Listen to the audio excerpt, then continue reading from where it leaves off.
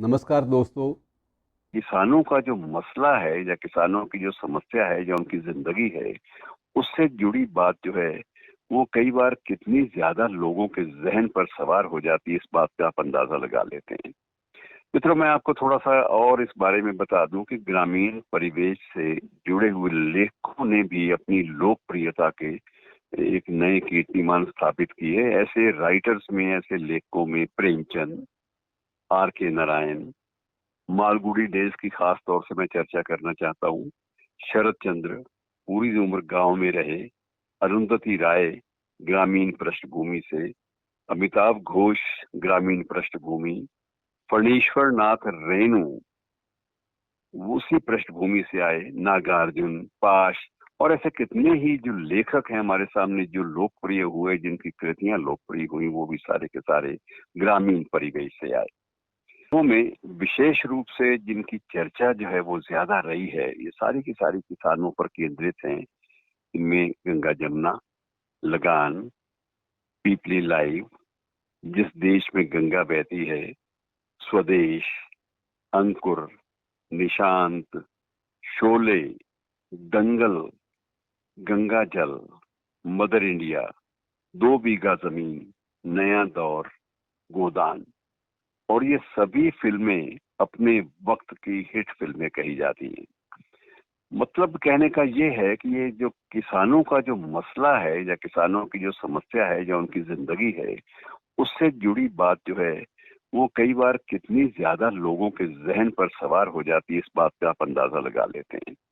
और वैसे मैं आपको ये भी बता दूं कि हमारे देश में किसानों की कुल संख्या इस समय 60 करोड़ से थोड़ी सी ज्यादा है।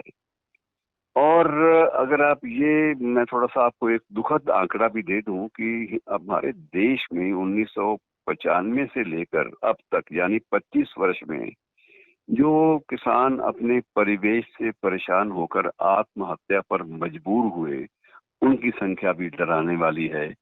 इसी अवधि में जिनका रिकॉर्ड मिला है उसके मुताबिक 2,96,000 अर्थात लगभग 3 लाख किसानों ने आत्महत्याएं भी कर ली। और इनके नारे को लेकर भी बहुत लोकप्रियता रही, जय जवान जय किसान, अन्नदाता जिंदाबाद। और योजनाएं भी जो है किसानों का नाम लेकर तकरीबन कमोबेश हर बजट में घोषित की गई। और उनमें किसान जन निधि योजना, फसल बीमा योजना, किसान बीमा योजना, रूरल टूरिज्म, ग्रामीण पर्यटन, अपनी फसल अपना ब्यौरा, और अब नई जो है वो किसान रिसोर्ट योजना। और छोटे किसानों के खाते में राशि जमा करवाने, सरकार की तरफ से राशि जमा कराने की बातें उनके बैंक खाते में। तो ये सारी चीजें ये बताती हैं कि हमारे देश में किसान कहीं ना कहीं शिखर का मुद्दा रहा है।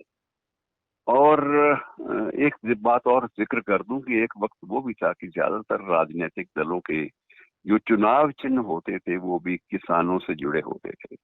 अब कांग्रेस का, जिसका आज चुनाव चिन्ह हाथ है, पुरानी कांग्रेस जो अपने जो ओरिजिनल मूल रूप से जो कांग्रेस कह सकते हैं, अब तो 7 कांग्रेस बन गई।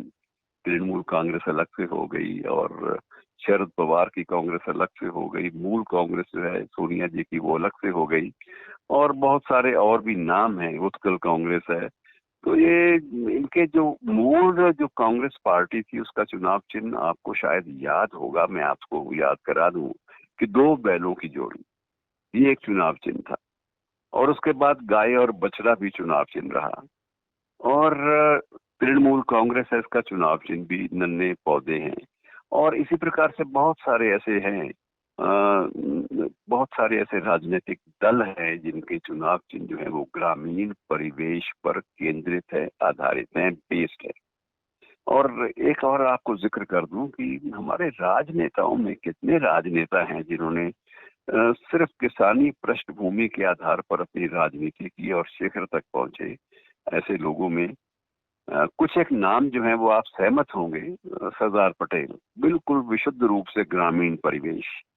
चौधरी छोटू राम, नाम आपने सुना हुआ है। चौधरी चरण सिंह देश के प्रधानमंत्री बने। चौधरी देवीलाल देश के उप प्रधानमंत्री बने। शरद पवार इसी देश में कृषि मंत्री, केंद्रीय मंत्री रहे और अपनी अपनी पार्टी बनाकर स्वतंत्र रूप से देश में महत्वपूर्ण अपना स्थान बनाए हुए हैं। फिर ये प्रकाश सिंह बादल अकाली दल के दिग्गज नेता 95 क्रॉस कर चुके हैं। और इसी प्रकार से लाल बहादुर शास्त्री जी ग्रामीण परिवेश, अटल बिहारी वाजपेयी जी ग्रामीण परिवेश, नीतीश कुमार ग्रामीण परिवेश, रामविलास पासवान ग्रामीण परिवेश। कहने का मकसद ये है कि जब राजनेताओं का एक बड़ा ग्रुप जो है, बड़ा गुट जो है वो ग्रामीण परिवेश से हो, इतने ज्यादा जो ग्रामीण परिवेश पर लिखी गई कृतियां भी अमर हो जाएं और ग्रामीण परिवेश पर बनी फिल्में भी हिट जाएं, उसके बावजूद किसानों को सड़कों पर या रेल पटरियों पर बैठना पड़े, ये विसंगति कई बार समझ में नहीं आती। मित्रों, कुछ एक ऐसे भी हुए किसान नेता जिन्होंने बड़े बड़े कीर्तिमान स्थापित किए। अब कल 25 तारीख थी, चौधरी देवीलाल का जन्मदिन भी उस दिन होता है। मुझे एक थोड़ी सी बात याद आती है कि चौधरी देवीलाल जमीन से जुड़े हुए कैसे नेता थे कि जब उनके पास केंद्र में पर्यटन विभाग था तो उन्होंने सबसे पहला आदेश ये दिया था कि जितने भी 5 तारा होटल हैं, 5 स्टार होटल हैं, उनमें किसानों को प्रवेश मिल सके, कोई ऐसी योजना बनाओ। और उनके इसरार पर अशोका होटल और अन्य जो 5 तारा होटल जो सरकारी क्षेत्र में थे, उनमें योजना लागू की गई, उनमें चौपालें बनाई गई और उनमें किसी को भी अपना किसान कार्ड दिखाकर 90 रुपए में पूरी थाली खाने का अधिकार दिया गया। तो प्रयास इसलिए हुए मित्रों, मुख्य मुद्दा क्या था कि किसानों की बहुसंख्या है और किसान वोट बैंक है। किसानों के समर्थन के बिना उन्हें एक प्रकार से उनके सामने कुछ कार्यक्रम रखे बिना, उनको आकर्षित किए बिना, उनको खींचे बिना, अट्रैक्ट किए बिना कोई भी व्यक्ति सत्ता के गलियारे में प्रवेश नहीं कर सकता था, कोई भी नेता।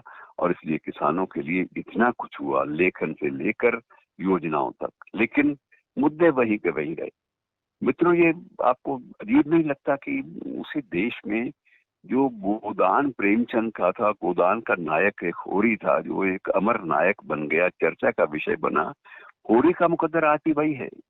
आज भी किसानों का बहुमत जो है वो कर्जों में जकड़ा हुआ है और कर्जों में जकड़ा हुआ है, इसके बावजूद कि वो लोग, उनको कई बार सरकारी योजनाओं के तहत कुछ मौकों पर कर्जे माफी का लाभ भी मिला, लेकिन उसके बावजूद कर्ज समाप्त नहीं हुए और होरी का गोदान करने की स्थिति में आज भी किसान नहीं है, बहुमत नहीं है किसानों का। अब मित्रों, ये शोषण की कहानी क्या है, किस्सा क्या है, ये सारी चीजें आपके सामने है। मैं उनका विश्लेषण करना मेरा मकसद नहीं है। मैं सिर्फ एक विसंगति, एक कंट्राडिक्शन की ओर आपका ध्यान दिलाना चाहता हूँ मित्रों, कि हम लोग किस तरह की जिंदगी जी रहे हैं, जिसमें हम एक तरफ उनको अपना वोट बैंक मानते हुए उनको अपना माई बाप मानते हैं किसान को, और दूसरी ओर उस माई बाप को सड़कों पर धरने देने या रेल पटरियों पर लेटने, प्रोटेस्ट करने, या फिर अपने सारे धंधे छोड़कर पैदल ही अपने घरों की ओर, मजदूरी छोड़कर घरों की ओर मार्ग करने के लिए मार्ग करते हुए देखते हैं। कितनी विसंगत, कंट्राडिक्टरी, एक दूसरे के विरुद्ध परिस्थितियों में हम लोग जी रहे हैं। मित्रों, मेरा सिर्फ मकसद यही था कि सोचें जरूर और मजबूर करें राजनेताओं को कि वो कोई ऐसा हल स्थायी रूप से निकाले जो इनको सिर्फ वोट बैंक न समझे, इनको इंसान समझे और किसी भी तरह से इनकी जीवन में ऋण मुक्ति या कुछ अच्छे दिनों की बात जो है वो व्यवहारिक रूप से लाने की कोशिश करें। तो ये मेरा आज का इतना ही आपसे गुजारिश थी कि इस विषय पर सोचें जरूर, और हो सके तो अपने अपने मीडिया के माध्यम से, जो भी मीडिया माध्यम आपके पास है, सोशल मीडिया है या प्रिंट मीडिया है या इलेक्ट्रॉनिक मीडिया है, उसके माध्यम से इस समस्या पर राजनेताओं को मजबूर करें कि वो कुछ सार्थक बातें सोचें और व्यवहारिक फैसले लागू करें। शुक्रिया दोस्तों, आज इतना ही।